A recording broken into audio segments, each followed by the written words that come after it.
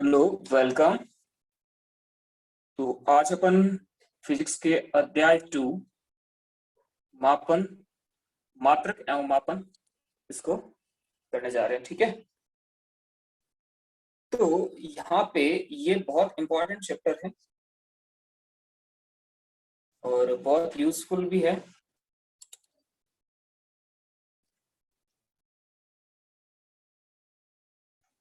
ये अपना मात्रक एवं मापन अपन करने जा रहे हैं। तो होता क्या है यहाँ पे, आप देखिएगा कि पहले तो एनसीईआरटी का अकॉर्डिंग यहाँ पे भूमिका में देखते हैं कि भौतिक राशियां क्या होती हैं।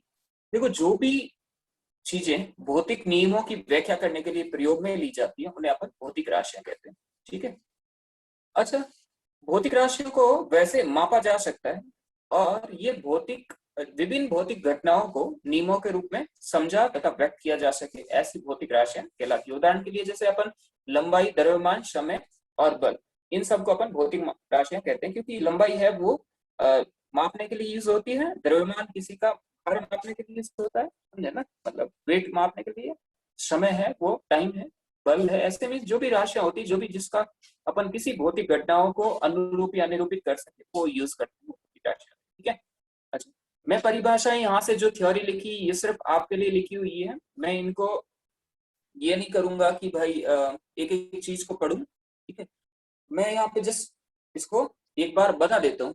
देखो, आप जैसे खुशी है, दुख है, इनको अपन भौतिक राशि नहीं कह सकते क्योंकि इनको मापा नहीं जा सकता ना ही। हाँ, ये घटना को बताती है, जैसे किसी के इमोशन को शेयर करती है, लेकिन भौतिक घटनाओं को ये नहीं बताती। जो कि प्रकृति में होती है उन घटनाओं को ये निरूपित नहीं होती, इसलिए मैं भौतिक राशि है, ये जस्ट बेसिक डेफिनेशन है, आपको सिर्फ इतना ही। अच्छा, किसी भौतिक राशि का टू थिंग्स होती है, उसका परिणाम होता है, परिमाण होता है, और उसका मात्रक होता है। ठीक है, परिमाप होता है और उसका मात्रक होता है।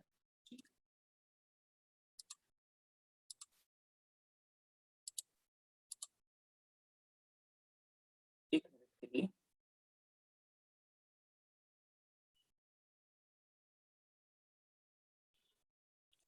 तो भौतिक राशि का परिमाण भी होता है और उसका मात्रक भी होता है। ठीक है, जैसे मैं है ना, यदि कोई चीज लिख लूं यहाँ पे, 5 लिख लूं, इसका मतलब 5 क्या है? ये 5 बिस्किट भी हो सकता है ना, ये 5 बिस्किट भी हो सकता है, ये 5 कुछ भी हो सकता है, केले भी हो सकते हैं, है ना, 5 केले भी हो सकते हैं। इसका मतलब मैं सिर्फ 5, सिर्फ एक अंक लिखूं, आंकिक मान लिखूं, ये इसको बोलता हूं मैं आंकिक मान। आंकिक मान, यदि ये आंकिक मान लिखूं तो मैं किसी भी चीज को डिफाइन नहीं कर सकता कि वो चीज क्या है एग्जैक्टली, समझे ना। इसका मतलब मुझे आंकिक मान यानी कि परिमाण के साथ साथ उसे मात्रक की आवश्यकता भी होगी। ठीक है ना, तब वो जाके मुझे एक वेल डिफाइंड, एक बहुत अच्छे से परिभाषित भौतिक राशि। ठीक है, तो यहाँ पे भौतिक राशि में ये है, एन आंकिक मान है और यू मात्रक है। एग्जाम्पल के तौर पे यदि मैं बताना चाहूँ तो जैसे 5 किलोग्राम, 5 किलो, ये किलो क्या है? ये मात्रक है, ये मात्रक है। और 5 क्या है? ये आंकिक मान है। ऐसे ही 5, जैसे 5 न्यूटन, या फिर कुछ भी ऐसे ले सकते हैं। ठीक है, ओके। तो मात्रक परिवर्तित होता है, किलोग्राम की जगह तुम ग्राम लिख सकते हो। परिमाण भी परिवर्तित होता है, जैसे 5 किलोग्राम है, इसकी जगह मैं इसको 5000 ग्राम लिख देता हूँ, है ना। देखो, इसमें किलोग्राम से ग्राम चेंज हुआ है और 5 से 5000 चेंज हुआ, लेकिन इन दोनों का मल्टीप्लीकेशन चेंज नहीं होता। इन दोनों का मल्टीप्लीकेशन, परिमाण और उसके इसका मल्टीप्लीकेशन चेंज नहीं होता। ये दोनों चीजें बराबर है, ये वाली और ये वाली, दोनों का वैल्यू सेम है। जितना 5 किलो है वही 5 किलो, ये भी 5 किलो ही लिखा हुआ है, लेकिन इनका लिखने में ही अलग हो गया। इसीलिए अपन बोलते हैं कि किसी भी भौतिक राशि का परिमाण और उसका मात्रक का गुणा हमेशा नियत रहता है, और वो किसके बराबर रहता है? भौतिक राशि के बराबर रहता है, भौतिक राशि के बराबर रहता है। इसलिए यदि मैं बोलना चाहूँ कि यहाँ ऐसे लिख सकता हूँ ना, 5 किलोग्राम इज इक्वल टू 5000 ग्राम, तो यहाँ से तुम देख सकते हैं कि 1 किलोग्राम इज इक्वल टू कितना आ गया? 1000 ग्राम। समझे ना, ऐसे तुम चीजें देख सकते हो, समझे ना, क्योंकि मैंने ये क्या किया, N1U1 is equal to N2U2 ये यूज किया, समझे ना। इस तरीके से आप देख सकते हो। अब मैं आता हूँ कि भौतिक राशियों का वर्गीकरण कैसे होता है। भौतिक राशियों का वर्गीकरण, दिशात्मक गुणधर्म के आधार पर इसे अपन अदिश राशि और सदिश राशि दो तरीके से बोलेंगे, ठीक है। अदिश राशि और दूसरी अपन बोलेंगे सदिश राशि, ठीक है। अच्छा, दिशात्मक गुणधर्म के आधार पर मैं पहले लेता हूं। अदिश अदिश राशियों में केवल परिमाण होता है, लेकिन इनमें दिशा नहीं होती है, ठीक है। एग्जाम्पल के तौर पे द्रव्यमान, घनत्व, आयतन और समय। आप किसी को बोलेंगे कि 5 सेकंड हुआ है, इसका मतलब आप ये नहीं बोलेंगे कि 5 सेकंड उत्तर में हुआ है या दक्षिण में हुआ है। लेकिन सदिश राशियों में परिमाण तथा दिशा दोनों होता है। यदि कोई राशि जिसमें परिमाण और दिशा दोनों है, क्या वो सदिश होगी? नहीं, जरूरी नहीं है। जैसे आप विद्युत धारा को बोलेंगे, वैद्युत धारा, वैद्युत धारा एक अदिश राशि है। क्या है? अदिश राशि। हालांकि इसमें ये एक अदिश राशि है, समझे ना। हालांकि इसमें परिमाण व दिशा दोनों है, लेकिन ये क्यों अदिश है? क्योंकि ये सदिश के बीज गणितीय नियम का पालन नहीं करती है, ठीक है। इसलिए ये विद्युत धारा क्या है? विद्युत धारा क्या है? अदिश राशि, है ना। तो ये था सदिश राशि, अदिश राशि। इसके बारे में और मैंने साइड में लिखा है, मैं वहां से बताने वाला हूँ आपको। ओके, सो ये था सदिश अदिश राशि के बारे में। अब मैं सदिश राशि के बारे में बताता हूँ। देखो, एक बात है कि अदिश राशियों को आप योग और एडिशन मींस वैसे ही कर सकते हैं, जैसे 5 + 6 कितना होता है? 11। ऐसे ही नॉर्मली इसका ये जोड़ और बाकी होगा। लेकिन सदिश राशियों में परिमाण तथा दिशा दोनों होती है, और इसके साथ साथ ये सदिश के बीज गणितीय नियमों का पालन करती है। ये क्या होते हैं अपन सदिश में देखेंगे, ठीक है। जैसे विस्थापन, बल, वेग, ये सब क्या है? सदिश राशि है। आप है ना, एक्स दिशा में विस्थापन 5 है, मतलब आप एक्स दिशा में जाएंगे। माइनस एक्स दिशा में बोलेंगे या फिर -5 बोलेंगे, फिर दिशा में जाना पड़ेगा। मीन्स दिशा बहुत जरूरी है। वेग भी वैसे ही है, बल भी वैसे ही, ठीक है। सदिश राशियों को योगफल के लिए उन्हें सदिश बीजगणित के नियमों के अकॉर्डिंग उन्हें जोड़ा जाता है, ठीक है, क्योंकि ये सदिश के बीजगणित के नियमों का पालन करती है, ठीक है। तीसरी एक राशि होती है जिसमें परिमाण, इकाई और दिशा में भी पूर्ण रूप में व्यक्त नहीं किया जा सकता, और ऐसी राशि न तो सदिश होती है न अदिश होती है। उससे उसका एग्जाम्पल है जड़त्व, आघूर्ण। इनको क्या बोलते हैं? प्रदिश राशियां बोलते हैं। ये कोई इतना इंपॉर्टेंट नहीं।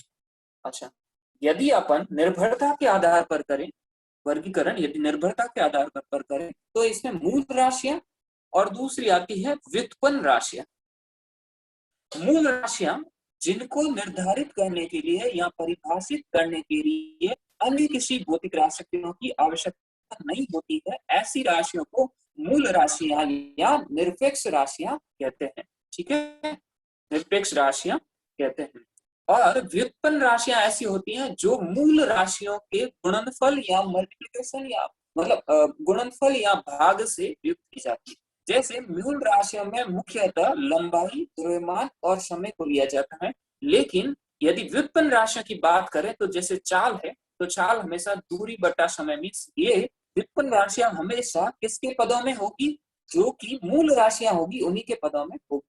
जैसे आयतन है, आयतन क्या होता है? ये घनत्व और द्रव्यमान से इसको लिखा जा सकता है, समझे ना।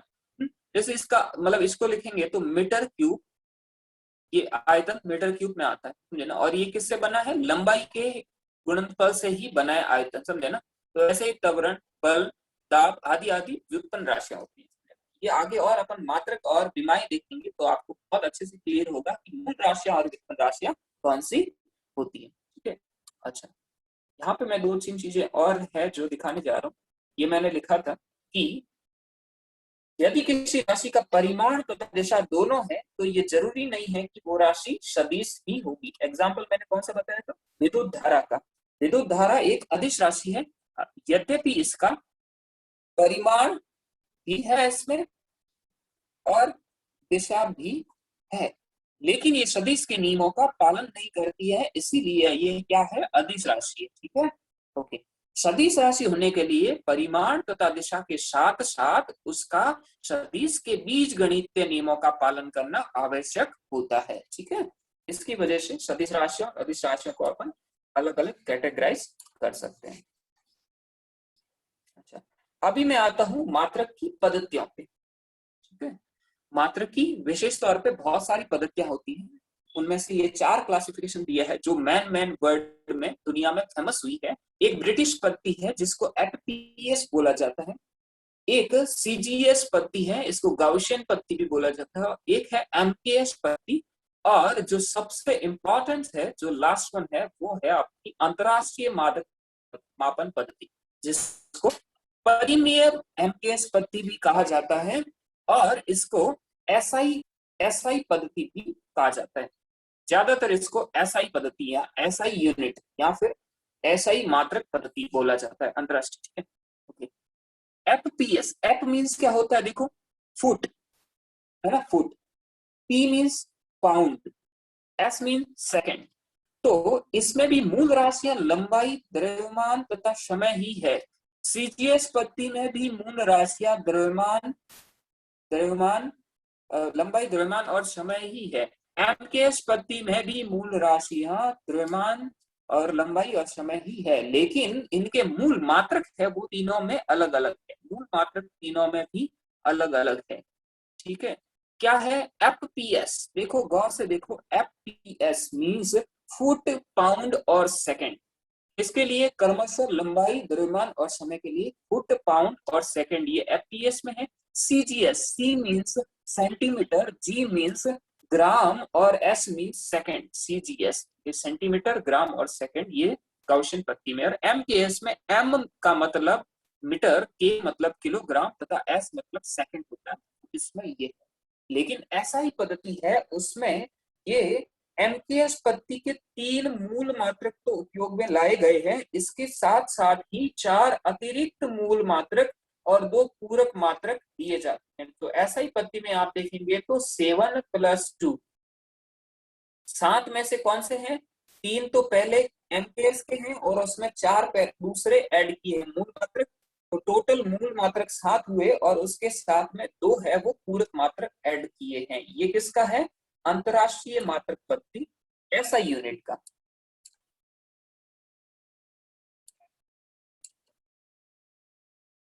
तो ये चार्ट बहुत बहुत इंपॉर्टेंट है, आपको देखना जरूरी होगा, और आपको याद करना भी बहुत बहुत जरूरी है कि एसआई पद्धति में, अंतरराष्ट्रीय पद्धति में लंबाई लंबाई के लिए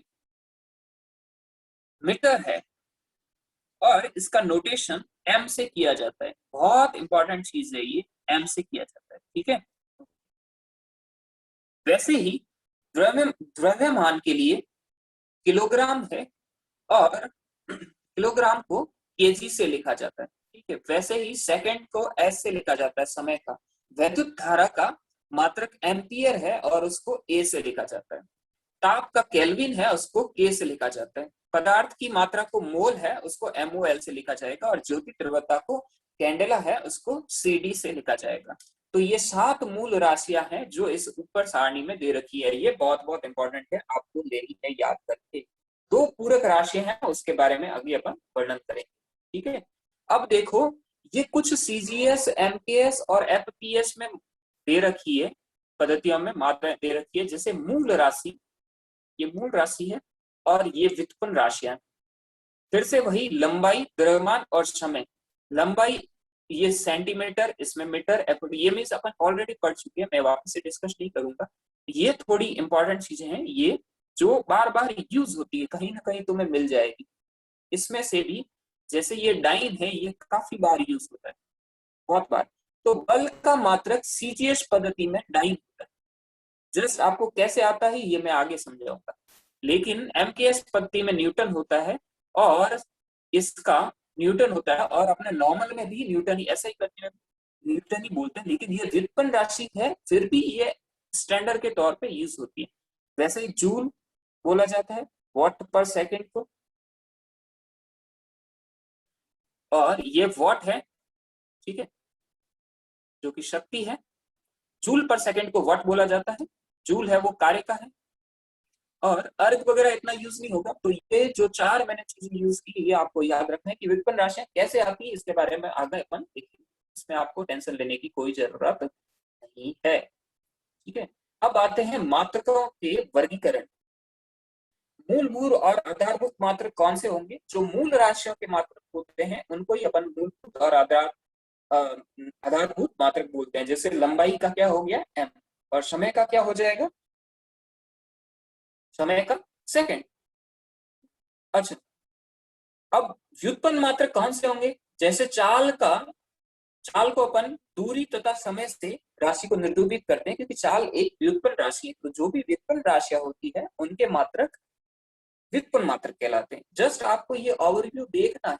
जैसे इसको मीटर और सेकंड के कौन से मूल मात्रक है, इन दोनों के संयोग से मीटर पर सेकंड, ये आप ऐसे देखेंगे तो ये आपका चाल का मात्रक बन जाएगा और इसे अपन व्युत्पन्न मात्रक बोलते हैं। ठीक है, कुछ व्युत्पन्न मात्रक जैसे बल का मात्रक न्यूटन है, ये अपन ने देखा है। आवर्तिक मात्रक हर्ट्ज है, क्योंकि ये भी व्युत्पन्न मात्रक है और स्टैंडर्ड फॉर्मेट में यूज करते हैं। पूरक मात्रक क्या होते हैं? देखो, पूरक मात्रक पहले तो बता दूं, दिशा विहीन होते हैं। ये बहुत बहुत इंपॉर्टेंट। पूरक मात्राओं की कोई विमाहीन होते हैं, सॉरी विमा नहीं होती, मीन्स उनके पीछे परिमाण के साथ कुछ ऐड नहीं होगा। ये रेडियन होता है और एक स्टेरेडियन होता है। रेडियन किसी भी समतलीय कोण, मीन्स एक एक्स वाई एक्सिस में, ये वाई एक्सिस, ये एक्स एक्सिस, यहाँ पे यदि ये थीटा एंगल है, जैसे थीटा, तो ये अपन 60 डिग्री लेते हैं। वैसे ही डिग्री में तो क्या होता है, पीछे ये विमा होती है डिग्री की अपनी, या फिर एंगल को ऐसे लिखते हैं, थीटा लिखते हैं, विमा होती है। लेकिन इसको ही 60 को मैं π/3 रेडियन लिखता हूँ, समझे ना? ठीक है ना, ये आगे पढ़ने वाले। तो ये होता है आपका रेडियन।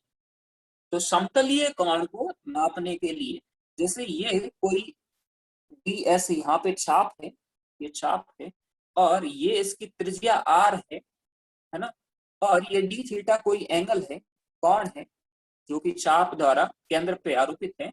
तो यहाँ पे आप बोलेंगे कि डी थीटा जो कि कोण है, वो कोण का मान कितना होगा? वो चाप अपॉन त्रिज्या होगा, चाप अपॉन त्रिज्या होगा। और ये कोण रेडियन, ये इसकी यूनिट नहीं बोला जाता, लेकिन ये रेडियन में आएगा क्योंकि इसको यूनिट नहीं होती। ठीक है, लेकिन स्टेरेडियन किसका बोला जाता है? जैसे आपका कोई गोला है और उस गोले पर कोई इसका केंद्र, गोले के एक पर्टिकुलर डीएस एरिया पर कोई ठोस समतलीय गोला है ऐसा, इस गोले के कुछ इतने से हिस्से पर, केंद्र द्वारा, ये यहाँ पे केंद्र है, तो इसके केंद्र से ये कितना एंगल कवर, ये कितना एंगल कवर, क्योंकि 3D में होगा। तो ये गोले पृष्ठ पर जो एंगल, जो डी डेल्टा डी जो लिखा है, इसको घन कोण बोलते हैं। ये 3D ज्योमेट्री के लिए स्टेरेडियन एंगल होते हैं, वो मतलब स्टेरेडियन यूनिट होती है, यहाँ पे एंगल मापने के लिए यूज किया जाता है। और इसमें डी एंगल है वो डी अपॉन जो भी एरिया है इसका जो सेक्शन का एरिया है, पृष्ठ एरिया, डिवाइडेड बाय उस गोले की रेडियस, इससे आप वो एंगल निकाल सकते। ठीक है, इसमें आपको स्टेरेडियन याद रखना जरूरी है कि घन कोण का मात्रक स्टेरेडियन होता है। ठीक है, कुछ प्रायोगिक मात्रक होते हैं, इसके बारे में भी अपन देखते हैं। जैसे ऐसे यूनिट के निश्चित मान, फिक्स मान होने पर उनको प्रायोगिक यूनिट मान लेते हैं। जैसे अश्व शक्ति है, शक्ति का व्युत्पन्न मात्रक है जो अश्व शक्ति, हॉर्स पावर। वैसे ही प्रकाश वर्ष वो है, दूरी का है, मींस इनकी कुछ फिक्स वैल्यू होती है, तो इनको ज्यादातर प्रायोगिक चीजों में यूज किया जाता है। बहुत जैसे बहुत बड़ी राशि बन गई कि इतना किलोमीटर, तो इसको मतलब ऐसे पढ़ना बहुत मुश्किल होता है, तो फिर इसको प्रकाश वर्ष में कन्वर्ट कर देते हैं। बड़ी बड़ी दूरियों को फिर प्रकाश वर्ष से लिखा जाता है, अपन आगे देखते हैं। ठीक है, अब आता है कि ये डिफरेंट लंबाई, द्रव्यमान, समय, विद्युत धारा, उष्मागतिकी और इनके सबके, ये सब चीजें पढ़ चुके हैं।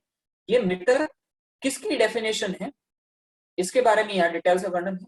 किलोग्राम किसकी डेफिनेशन है, समय की डेफिनेशन क्या है, समझे ना, विद्युत धारा की डेफिनेशन क्या है, ये चीजें यहाँ पे दे रखी है। जस्ट आप एक बार ओवरव्यू देना। इसमें से इंपॉर्टेंट चीजें वो है, वो लंबाई की है जो आपको पूछा जाएगा, समय की है जो आपको पूछ सकते हैं, और बाकी तो इसमें से ज्यादातर इंपॉर्टेंट चीजें नहीं है। एनसीईआरटी ने ये डेफिनेशन पुरानी डेफिनेशन से अभी चेंज कर दी है। पहले ये प्लान, जैसे लंबाई है वो निर्वात में जो प्रकाश की चाल होती है उससे निर्धारित की जाती है। द्रव्यमान है वो प्लांक स्थिरांक h से होता है। समय है वो सीजियम परमाणु, सीजियम 113 के आवर्ती से होता है, वो न्यूनतम संक्रमण में दो संक्रमण के बीच में जितनी बार आवर्ती करता है उसका होता है। ये आपको याद ही करना पड़ेगा, थोड़ा बहुत ओवरव्यू रखना पड़ेगा, बट इनमें से नहीं पूछा जाता है। और इलेक्ट्रॉन के आवेश से विद्युत धारा को बताया जाता है। बोल्ट्जमैन नियतांक से उष्मागतिकी को इसमें केल्विन को दिया जाता है। वैसे ही पदार्थ की मात्रा में 6.23 इंटू 10⁻³ इतने Na, जो कि अवागाद्रो स्थिरांक होता है, इससे दिया जाएगा। और ज्योति तीव्रता को आपको एक वर्णीय प्रकाश जो कि इतने 540 इंटू 10⁻12 हर्ट्ज आवृत्ति वाले एक वर्णीय प्रकाश से इसको दिया जाता है। ये सब अभी अभी 2000 कुछ समथिंग के बाद ये चेंज किया है। पहले ये सब अलग होती थी परिभाषाएं, जो भी पुरानी परिभाषाएं होती थी, अब ये चेंज कर दिए। जैसे मैं यहाँ पे सरल तरीके से बोलूं तो जो पुरानी परिभाषाएं सेम थी वो, जैसे प्रकाश की निर्वात में इतने सेकंड में तय दूरी को 1 मीटर कहते हैं, क्योंकि अपने को पता है प्रकाश का चाल होता है वो 3 इंटू 10⁸, ये जो कि ये वैल्यू है वो लगभग ये जो नीचे लिख रखी है ना वो ही है 2.99 इंटू 10⁸, तो ये होती है मीटर पर सेकंड होती है। तो मैं यहाँ से बोलूं कि निर्वात में प्रकाश की ये 3 इंटू 10⁸ मीटर कवर करने में मुझे क्या कितना लगता है, 1 सेकंड लगता है। तो 1 मीटर कवर करने में कितना लगेगा, 1/3 इंटू 10⁸ सेकंड। इसी से आपकी डेफिनेशन दी है कि इतने 1/3 इंटू 10⁸ 10⁸8 से इतने सेकंड में जो दूरी तय होगी वो 1 मीटर। वैसे ही सीजियम परमाणु के 1 सेकंड के अंतराल में सीजियम परमाणु 113 निम्नतम ऊर्जा स्तर से 2 अति सूक्ष्म स्तरों के मध्य संक्रमण के तद्रुप विकिरण के इतने आवर्तकाल होने के बराबर होता है। 1 सेकंड, ठीक है ना, 1 सेकंड इतने एक सीजियम परमाणु है उसके दो अति सूक्ष्म स्तरों के मध्य संक्रमण में जो इतने आवर्तकाल होते हैं, मतलब यहाँ से ये जाएगा वापस आएगा वापस आएगा वापस आएगा, उसको ये सेकंड, तो ये बहुत फाइन होता है। इसीलिए जो कि परमाणु घड़ी होती है जिससे सभी देशों के समय का निर्धारण होता है, वो सीजियम परमाणु के अकॉर्डिंग होता है, ठीक है। और एक देखो तो लास्ट में ये दे रखा है कि कोई यदि इतना आवर्ती वाला स्रोत है 540 इंटू 10⁻12 हर्ट्ज आवर्ती वाला स्रोत है, उसकी ज्योति तीव्रता जो है वो होती है उस दिशा में 1/683 वाट प्रति स्टेरियन की विकिरण तीव्रता का एक वर्णीय प्रकाश उत्सर्जित करता हो, ठीक है ना। मतलब वो स्रोत है यहाँ पे कोई, और इसकी तीव्रता 540 इंटू 10⁻12 हर्ट्ज है, ठीक है। और ये यहाँ से उस दिशा में 1/683 वाट पर स्टेरेडियन, ठीक है ना। मतलब ये ऐसे कुछ पर्टिकुलर भाग में इतने भाग में इतनी 1/183 वाट ये 1 स्टेरेडियन रहेगा, उसमें इतना स्टेरेडियन की विकिरण तीव्रता भेज रहा है, और वो भी एक वर्णीय प्रकाश की, ठीक है ना। तो इसको अपन क्या निर्धारित करते हैं, ज्योति तीव्रता करते हैं। मैं फिर से बताऊंगा, ये कुछ इंपॉर्टेंट चीजें नहीं है, मतलब इनको समझ के लेना है आपको, कोई डेफिनेशन ज्यादा नहीं पूछेगा बस, लेकिन माइंड में होना चाहिए, ठीक है। फिर उसके बाद में सामान्य एसआई यूनिट के ये मिनट को क्या बोलते हैं, घंटा, दिन, वर्ष, डिग्री, लीटर, टन। 1 लीटर बराबर कितना हो जाता है ये, अच्छा ये मैं बता देता हूँ मीटर क्यूब में कैसे होता है। 1 लीटर का आपको याद रखने के लिए सबसे बेस्ट तरीका है, मैं बताता हूँ आपको।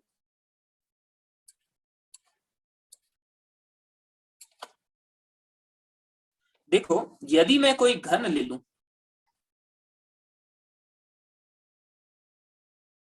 आप टंकी समझ लो, आपके घर में जो ऊपर टैंक रखा होगा, इसका 1 मीटर इधर है, 1 मीटर इसकी हाइट है, 1 मीटर इसकी विड्थ है, और 1 मीटर इसकी विड्थ है, और 1 मीटर हाइट है, 1 मीटर इसकी लेंथ है, ठीक है। अब इसमें आप पानी भरोगे,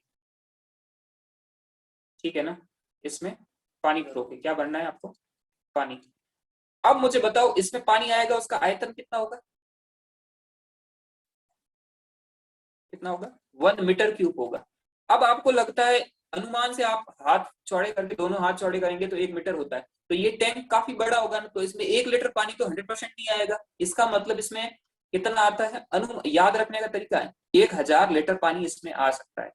तो इसका मतलब 1 metre cube is equal to 1000 litre होता है, या फिर 1 litre is equal to 10⁻³ metre cube होता है, ठीक है ना। इससे चीजें आप याद रख सकते हैं, समझे ना, पक्का। और डेसीमीटर होता है मीन्स 1 डेसीमीटर क्या हो जाता है, 1 डेसीमीटर मीन्स 10⁻⁻1 मीटर, समझे ना। ये सब चीजें तुम्हें आगे यूज होगी, इसलिए मैं यहाँ पे ऐसे बता रहा हूँ, ठीक है। फिर क्विंटल आपको पता है, मानक वायुमंडलीय दाब 1 एटमॉस्फेयर प्रेशर होता है, ये बहुत बहुत इंपॉर्टेंट है, आपको याद के रखना है, पास्कल्स में ये यूज होता है। ये फिर से चीजें वापस से तुम्हें बहुत सारी चीजें आने वाली है, जस्ट यहाँ पे ओवरव्यू बता रहा हूँ जिससे तुम ये चीजें वापस आए तब पहचान सको, बस यही देखना है आपको, ठीक है। ओके, अब आते हैं अपन लंबाई का मापन। अब देखो मुझे बताओ, लंबाई अपने है ना, देखो नाभिकों के बीच डिस्टेंस होती है वो -15 से 10⁻⁻19 के रेंज की मीटर की होती है ना, बहुत कम दूरी होती है।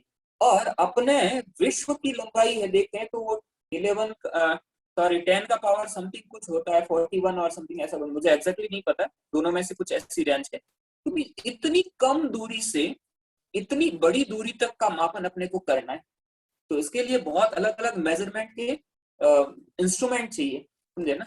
तो देखो जो भी लंबाई होती है 10⁻³ मीटर से 10⁻² मीटर, ठीक है ना। देखो 1 मीटर इज इक्वल टू कितना होता है, 100 सेंटीमीटर होता है, इज इक्वल टू 1000 होता है।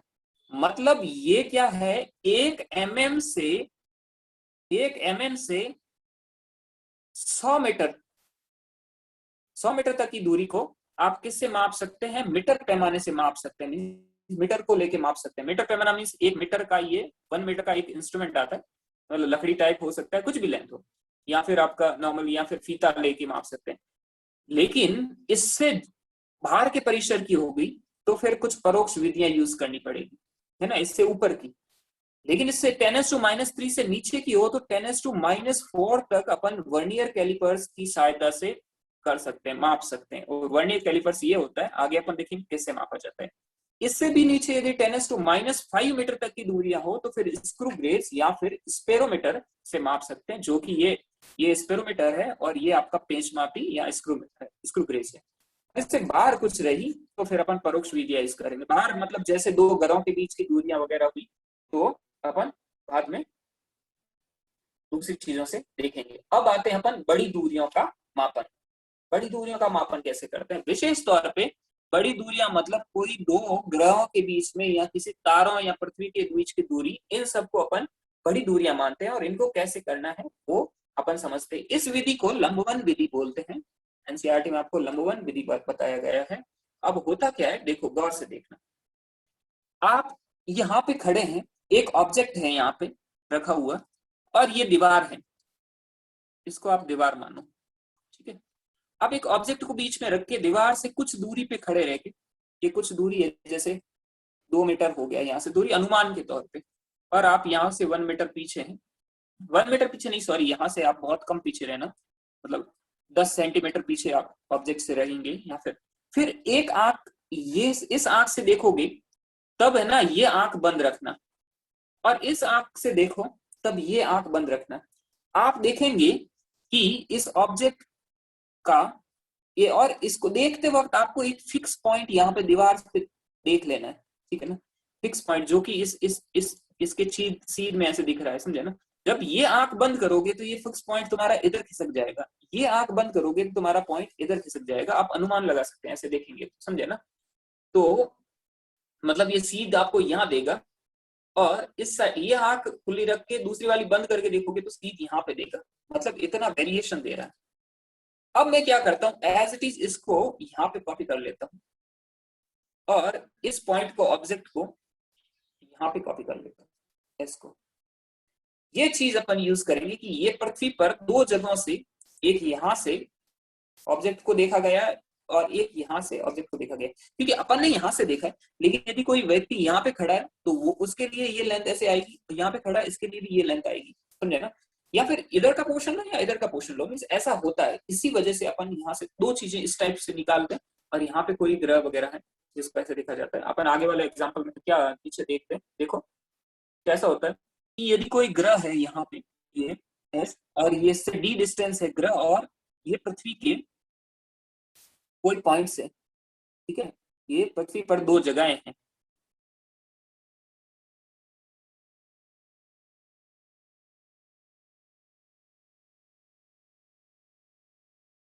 को देखा है तो यहाँ देखा है तो दोनों के बीच एंगल बन रहा है, उसको थीटा दिया, और डिस्टेंस अपन ने मान ली कि पृथ्वी के इन दोनों बिंदुओं से डिस्टेंस है वो डी, और इन दोनों बिंदुओं के बीच दूरी पृथ्वी पर वो आपकी बी है, ठीक है, बी है।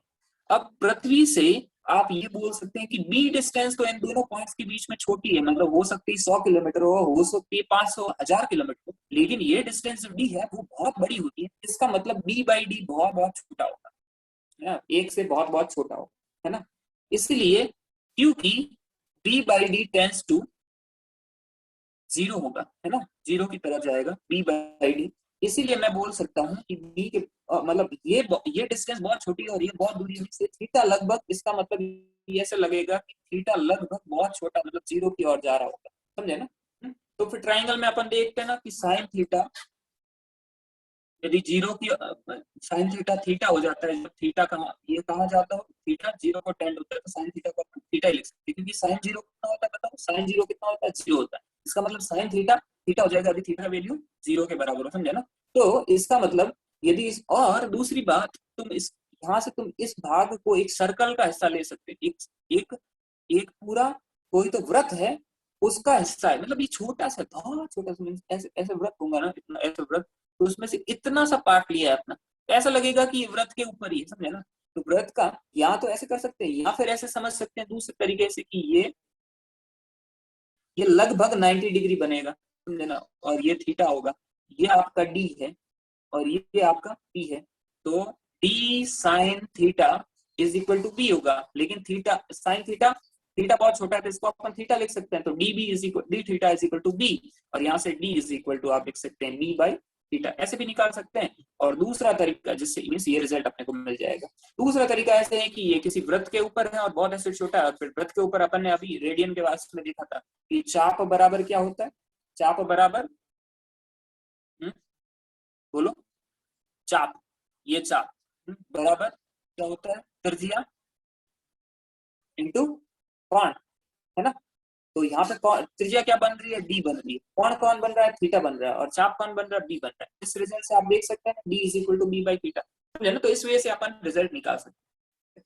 अच्छा, इसी चीज को दूसरे तरीके से यूज भी कर सकते हैं, उल्टा कर दूं, यदि मैं दूसरे ग्रह को देख रहा था, अब ऐसे मानो कि ग्रह के किसी दो कोनों से मैं देख रहा हूँ, है ना, और वो मान लिया ग्रह का व्यास है, समझे ना, और पृथ्वी की ओर से वो ग्रह कोणीय अमाप वो डाल रहा है, वो अल्फा डाल रहा है, मींस इन्हें जो एंगल अंतरित कर रहा है, एंगल जो कोण बना रहा है, कोण अंतरित कर रहा है वो पृथ्वी पर डी द्वारा, जो कि उसके व्यास द्वारा, ग्रह के व्यास द्वारा वो अल्फा है, तो इसमें भी मैं सेम के सेम ऐसे लिख सकता हूँ, देखो चाप बराबर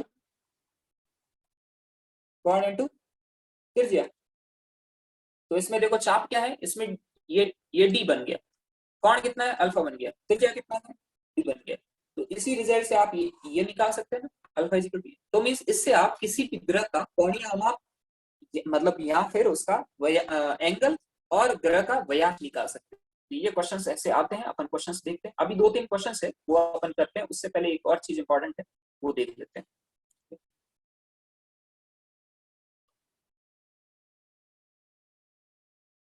अच्छा, डिग्री मिनट और सेकंड और रेडियन क्या होता है। अब मैं आपको चीज बताता हूँ, देखो यदि कोई समकोण लेता हूँ, ये सर्कल पूरा ले लिया, इस सर्कल में एक समकोण लेते हैं, एक समकोण के मैं 90 भाग करूं, पूरे 90 भाग करूं एक समकोण के, तो प्रत्येक भाग उसका 1 डिग्री के बराबर होता है, मींस एक समकोण को मैं इसके बराबर बोल सकता हूँ, 90 डिग्री के बराबर बोल सकता हूँ, ठीक है। अब इस समकोण के एक भाग को लेता हूं, कोई यहां से एक भाग मैंने लिया और यहाँ पे खोल दिया, है ना, इस 1 डिग्री के जो एक भाग है समकोण का, ये जो छोटा सा यहाँ से यहाँ तक का मैंने एक भाग लिया है, इसको खोल के मैंने इसके 60 भाग और कर दिए, तो वो भाग मेरे 1 मिनट के बराबर होंगे, हर एक भाग उसका 1 मिनट, तो मैं बोल सकता हूँ कि 1 डिग्री बराबर 60 मिनट होता है। इसके एक छोटे भाग को लेके इसके एक छोटे भाग को लेके ये इतने से छोटे भाग को लेके और उसके 60 टुकड़े कर दिए, तो मुझे क्या मिलेगा, प्रत्येक टुकड़े का भाग वो होगा मेरा 1 सेकंड मिलेगा, ठीक है। तो पूर्ण वर्त होता है वो 2 पाई रेडियन होता है। इसका मतलब 1 समबार इज इक्वल टू कितना होता है, पाई बाई 2 रेडियन। कितना होता है, पाई बाई 2 रेडियन। रेडियन के लिए आप सी भी लिख सकते हो और कुछ लिखने की जरूरत नहीं होती, क्योंकि रेडियन की कोई भी विमा नहीं होती, समझे ना, मतलब वो उसका मात्रक नहीं होता, ठीक है। तो अपन यहाँ से एक चीज देख सकते हैं कि 1 समकोण इज इक्वल टू कितना होता है, 90 डिग्री होता है, ये देखा अपन ने, और पाई बाई 2 रेडियन होता है। यहाँ से फिर मैं ऐसे बोल सकता हूँ कि वैसे लिखते थे ना कि 5 केले 10 रुपए में आते हैं, तो एक केला लाने के लिए, मतलब 5 केले 10 रुपए में आते हैं, तो एक केला लाने के लिए, एक केला लाने के लिए कितना पड़ेगा, 10/5 करना पड़ेगा, कितना आएगा, 2 रुपए। ऐसे करते थे ना बचपन में, है ना। तो वही चीज आपको यहाँ पे यूज करनी है। क्या करना है, देखो एक समकोण 90 डिग्री होता है, तो 1 डिग्री इज इक्वल टू क्या हो जाएगा, पाई बाई 2, और ये 90 डिग्री यहाँ भेज दो। 90 डिग्री बराबर पाई बाई 2 होता है, तो 1 डिग्री बराबर क्या हो जाएगा, पाई बाई 2 इंटू 90, मतलब पाई बाई 180। तो 1 डिग्री का मान होता है पाई बाई 180 होता है, जहां पे पाई आपका क्या है, लगभग लगभग 22/7 है, क्योंकि ये अप्रोक्सीमेटली नहीं होता, क्योंकि ये अशांत संख्या होती है, समझे ना, पाई जिसका वैल्यू 3.14 समथिंग समथिंग बहुत बड़ा होता है, कभी शांत नहीं होता है, समझे? तो एग्जैक्टली नहीं होती 22/7, बराबर बराबर 22/7 अपन लेते हैं। या फिर इसका उल्टा करें तो 1 रेडियन इज इक्वल टू ये 180 पर गुणा हो जाएगा, नीचे पाई आ जाएगा, तो 180/पाई। अच्छा, मैं आपको है ना यहाँ पे एक चीज बताने जा रहा हूँ, ठीक है। ओके, तो अपन ने देखा है कि कैसे एक समकोण के 90 भाग किए तो उसको 1 डिग्री का, उसके विरुद्ध 60 भाग किए तो फिर उसको अपन ने क्या कहा, 1 मिनट का, और 1 मिनट के 60 भाग किए तो अपन ने सेकंड क्या समझे। तो ये आपको यहाँ से क्लियर हो गया होगा। अब मैं आता हूँ क्वेश्चन पे, 3 क्वेश्चन है, ये तीनों क्वेश्चन कर लेते हैं, और उसके बाद में अपन नेक्स्ट वाला अगले लेक्चर में पढ़ेंगे। यहाँ पे क्वेश्चन पूछा है कि 1 डिग्री को, इन सबको आपको रेडियन के मानों में कन्वर्ट करना है। ये सॉल्यूशन एनसीईआरटी में दिया है, वो पढ़ा, आपको समझे तो यहाँ से देख सकते हो, मैं मेरे अकॉर्डिंग बताता हूँ, ठीक है। सेम ये 1 degree is equal to pi by 180 radian होता है, समझे। और बेस्ट तरीका है कि जब अपने को मल्टीप्लाई या तो पाई बाई 180 से करना है, या फिर 180 बाई पाई से करना है। तो 1 डिग्री मतलब तुम्हें यहाँ डिग्री को उड़ाना है, तो इसको गुणा करते वक्त नीचे डिग्री यहाँ लगनी चाहिए, मीन्स 180 डिग्री होता है नीचे, और ये पाई होता है, तो ये डिग्री से डिग्री हट जाएगा और तुम्हारा पाई में आ जाएगा। मीन्स जब डिग्री से रेडियन में जाना हो तो तुम्हें पाई अपॉन 180 करना पड़ेगा, समझे ना। या फिर वो रेडियन में है कोई, रेडियन, रेडियन मीन्स उस, एक मिनट, हाँ,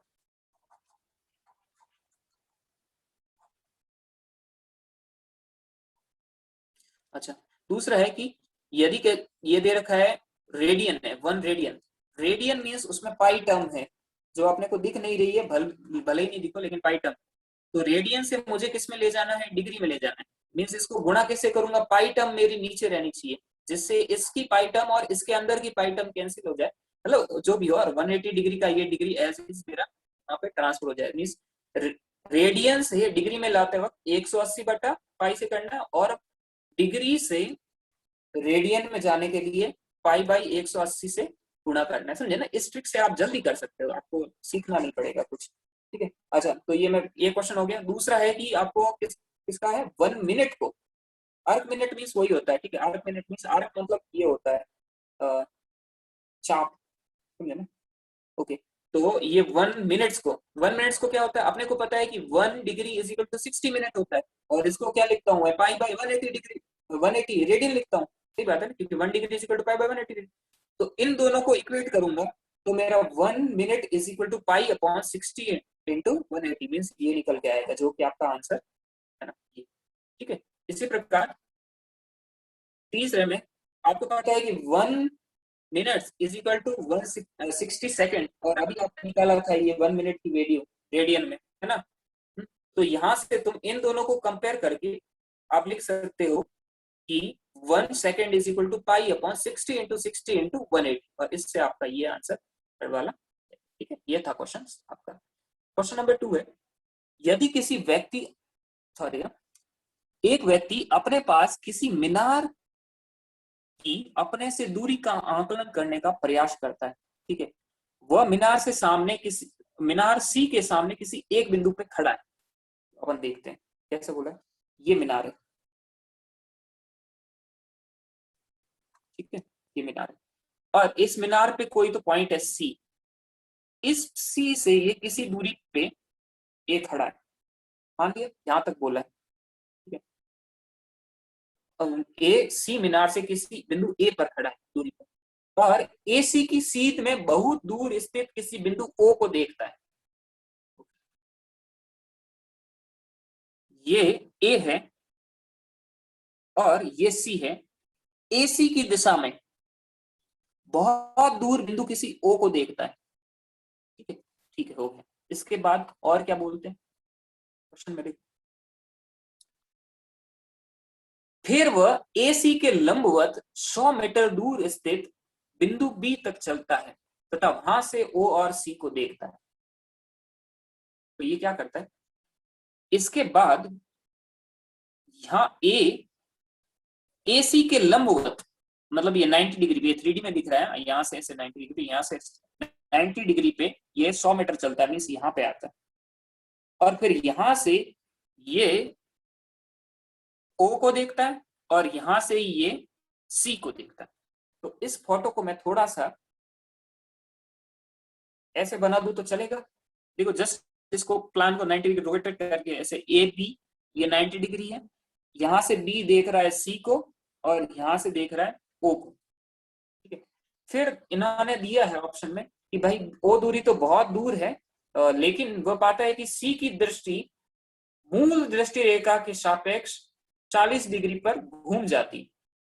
तो पहले ए यहां से डायरेक्टली ऐसे देख रहा था तो ऐसे दिखती थी, दृष्टि ऐसे पड़ती थी, अब यहां आने पर जो मूल राशि ऐसे थी उससे ये 40 डिग्री पे घूम जाता है। मतलब पहले ए डायरेक्टली ऐसे देख रहा था, ये इसकी दृष्टि की लाइन थी, ये ऐसे थी, अब यहां से देखता है बी से ऐसे, तो ये ऐसे लाइन आ रही, मीन्स ये दोनों के बीच में जो है एंगल 40 डिग्री का आ गया, तो मैंने ट्राइंगल बना दी।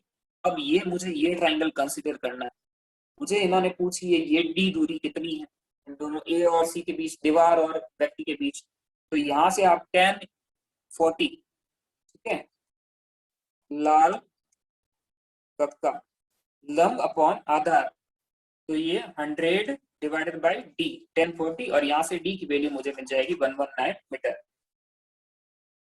इस प्रकार से ये क्वेश्चन आप कर पाएंगे। अच्छा, एक क्वेश्चन और बचा है,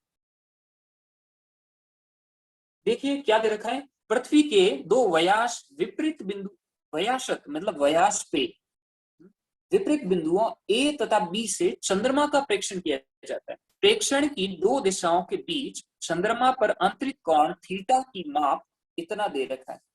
पृथ्वी का व्यास दे रखा है और चंद्रमा से दूरी अपने को निकालनी, ये पृथ्वी है, ठीक है, और ये इसका व्यास है, इस पे ए और बी बिंदु दे रखे हैं, यहां से चंद्रमा को मैं देखता हूं, दोनों के बीच की दूरी को डी मान लिया और ये थीटा मान लिया। अब थीटा का एंगल यहाँ पे दे रखा है 1 डिग्री और 54 मिनट। आपको सबसे इंपॉर्टेंट चीज है कि यहाँ पे पहले रेडियन में बदलना पड़ेगा, क्योंकि आप अब ये फॉर्मूला जो चाप और त्रिज्या का ये बताया ना, ये अपन ने रेडियन में देखा था, सही बात है ना, आपको याद नहीं आ रहा हो तो मैं यूनिट दिखाता हूँ 1 मिनट के लिए। हाँ, ये दिखा, ये है ना, इसमें रेडियन माप करने के लिए ये देखा था कि भाई ये ना चाप बटा त्रिज्या, कोण इज इक्वल टू चाप बटा त्रिज्या, तो यही वहां अपन अप्लाई करने जा रहे हैं, तो आपको ये ध्यान रखना पड़ेगा।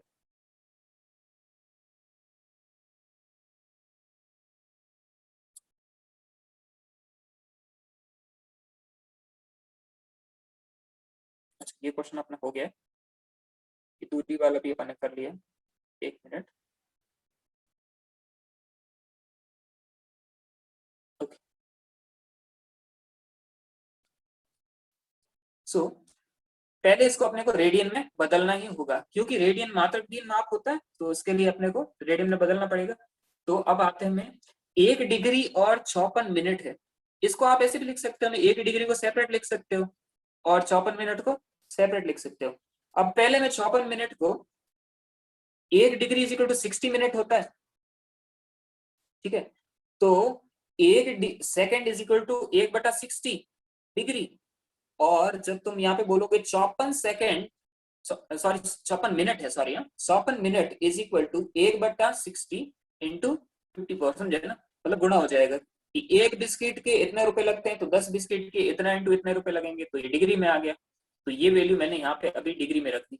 दो जब समान चीजें होती है, राशियां होती है, तो उनको ऐड किया जा सकता है। इन दोनों को ऐड करके अभी मैं, ये मेरा थीटा की वैल्यू कितनी बन जाएगा, 1 प्लस इतना, और इसको मुझे किस में कन्वर्ट करना है, रेडियन में कन्वर्ट करना है, डिग्री को रेडियन में कन्वर्ट करना है। तो डिग्री नीचे रखूंगा, पाई बाई 180 से गुणा करूंगा और ये मुझे मिल जाएगा इतना रेडियन।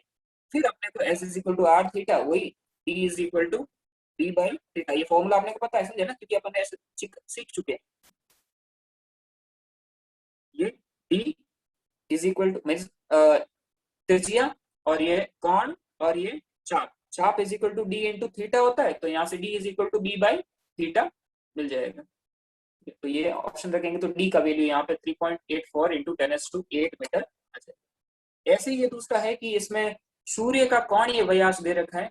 सूर्य का कोणीय व्यास, कोणीय व्यास मीन्स बहुत इंपॉर्टेंट चीज है। क्या होता है, वो पृथ्वी पर आरोपित एंगल होता है। तो ये दे रखा है, ये आपका अल्फा की वैल्यू दे रखी है। तो पृथ्वी से सूर्य की दूरी है वो डी भी दे रखी है, और व्यास आपको निकालना है डी, समझे ना। तो फिर आपको S is equal to R theta, वही फॉर्मूला मीन्स ये रटना नहीं है, इसलिए मैं ऐसे S equal to R theta कह रहा हूँ, समझे ना। तो ये अल्फा, अल्फा रखना है यहाँ पे, ये डी। अब देखो अल्फा भी फिर से यहाँ पे सेकंड में दे रखा है, तो इसको पहले तुम्हें रेडियन में कन्वर्ट करना पड़ेगा, ठीक है, और फिर रेडियन में यहाँ पे वैल्यू रखनी पड़ेगी, और डी की वैल्यू रखोगे तो आपको स्मॉल डी, जो कि व्यास है सूर्य का, मिल जाएगा, ठीक है। और यदि आपको डिग्री में नहीं निकालना, ये नहीं करता है, तो मैं यहाँ बताता हूँ कि 1920 सेकंड है, मतलब देखो 1 minute is equal to 60 second होते हैं। तो ऐसे लिख सकता हूं कि 1 second is equal to 1 minute divided by 60, सही है ना, ये हो जाएगा। तो मीन्स 1920 सेकंड कितना हो जाएगा, 1/60 इंटू 1920 मिनट्स हो जाएगा। अब लेकिन मुझे और पता है कि 1 मिनट इज इक्वल टू 1/60 होता है, तो इसकी वजह से और एक यहाँ पे 60 लग जाएगा, और है ना, ये मीन्स एक 60 और लग जाएगा, तो मुझे